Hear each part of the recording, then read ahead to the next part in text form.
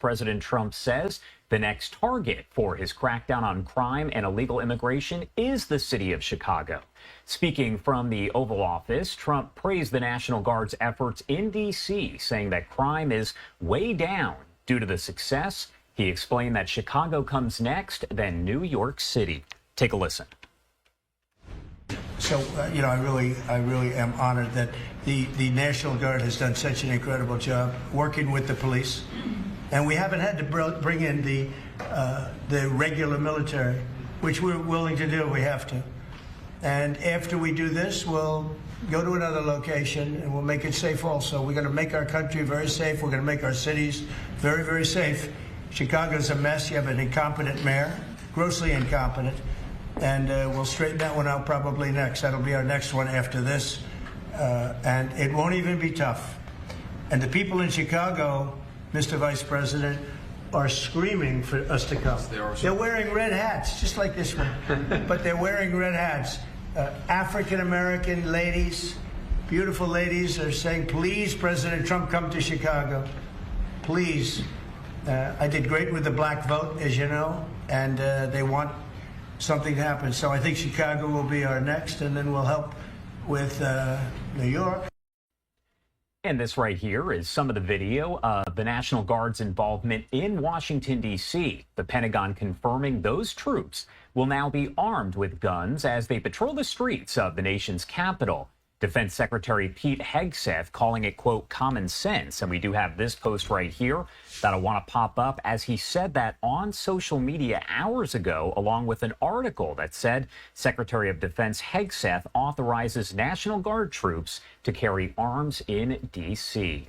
Now, nearly 2,000 National Guard members are currently stationed in D.C. as President Trump continues that crackdown on crime. Trump warning that, quote, bad things will happen if D.C. officials do not, quote, immediately stop giving false and highly inaccurate crime figures. There will be a, quote, complete and total federal takeover of the city.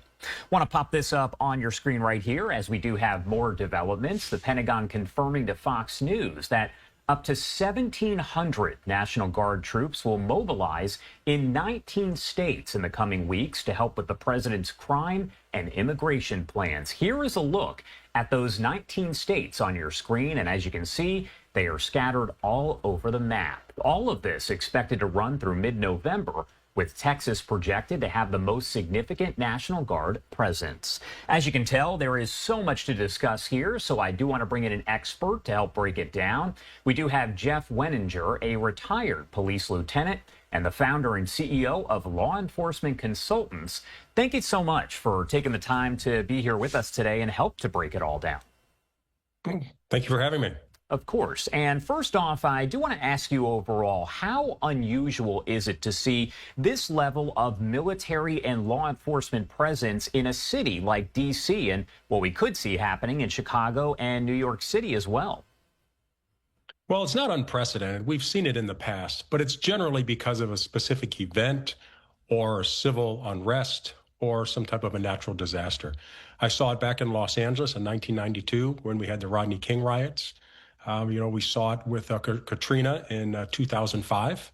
And, we saw it most recently in Los Angeles here this spring when we had the civil unrest. So it's not unprecedented. I guess really the question is, seeing the deployment of military personnel for the purpose of policing everyday crime trends, that's unprecedented.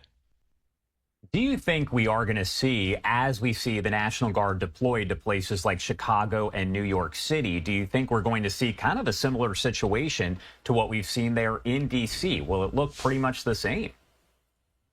Well, I think to the extent where when you flood an area with resources to address the crime, automatically the deterrent factor is going to reduce the crime.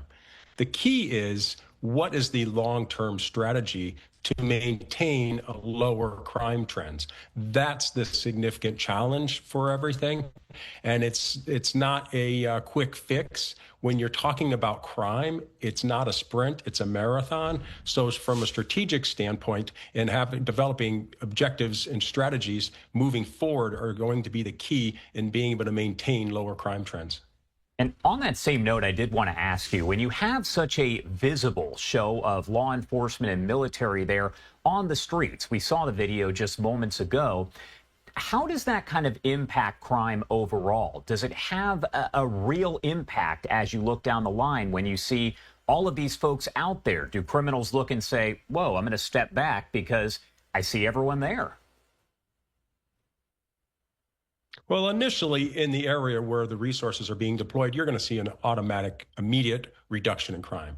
But there's key factors that we're not really going to know for a while what has occurred. Have we just displaced that crime? Are the criminals going elsewhere to commit the crime? And it's going to take a number of months to get the crime statistics to be able to determine if that's actually the case. And the reality is that we can have a circumstance where criminals go underground, so to speak. But once the resources are gone, we're going to be right back where we were to begin with. So like I said, it's really about the long-term strategies and posturing law enforcement in a position where they can be successful in and of themselves without the actual buildup of the military personnel to assist them. What challenges, if any, could potentially arise when you do have multiple law enforcement entities operating in the same space, like what we see happening in D.C.? You've got the Metro Police as well as the National Guard. Well, primarily you have questions of chain of command. Who do I report to? Who am I taking my orders from? But from an operational standpoint, it can be very challenging. From a logistics standpoint, you have to determine who has the authority to do what. You have multiple entities that don't have the same authority. And then you have to determine the training and experience and expertise of each entity in determining what is the best way to utilize them in accomplishing the goal.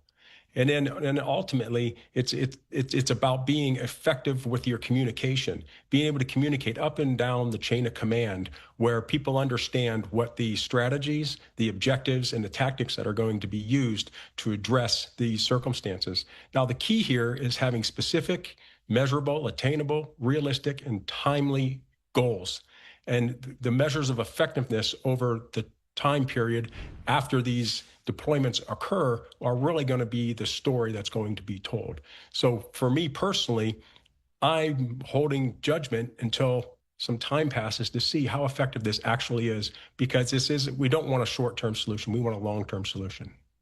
And a bit of a difficult question. It's probably tough to answer, but you have people who are all for this. You have the people who are in charge and calling for the National Guard to be there in this crime crackdown, saying this is an example of restoring law and order. You have critics who say it's just too much. So as a former law enforcement officer there, retired, I want to get your take on how you go about separating the political narrative from what's actually happening there. Well, really, you have to be sensitive to the fact that people within D.C. are going to have different experiences.